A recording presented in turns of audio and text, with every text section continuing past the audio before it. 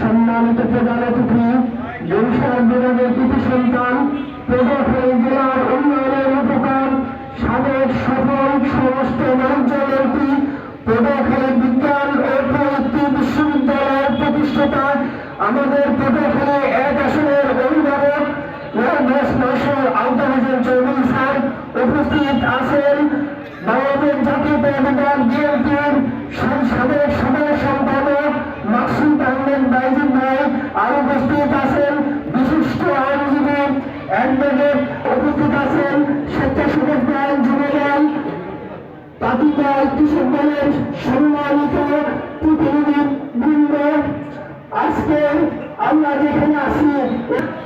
রংপুর, হবিগঞ্জ, সিলেট, মৌলভীবাজার, চট্টগ্রাম, ফেনী, নোয়াখালী,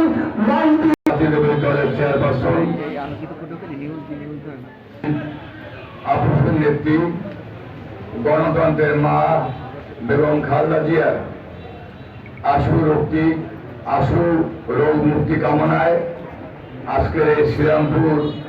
ইউনিয়নবাসী এবং ইউনিয়ন বিএনপির উদ্যোগে আজকে দোয়া মাহফিল অনুষ্ঠান। এই দোয়া মাহফিল অনুষ্ঠানের আজকের এই আমাদের মধ্যমণি পটুয়াখালী জেলা বিএনপির সংগ্রামী সাবেক সভাপতি, পটুয়াখালী জেলার জননন্দিত জননেতা, পটুয়াখালী জেলার উন্নয়নের উপকার, সাবেক সফল স্বরাষ্ট্র বাণিজ্য মন্ত্রী,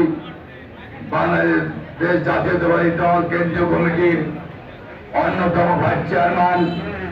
এয়ার ভাইস মার্শাল জনাব আওতার হোসেন চৌধুরী সাহেব,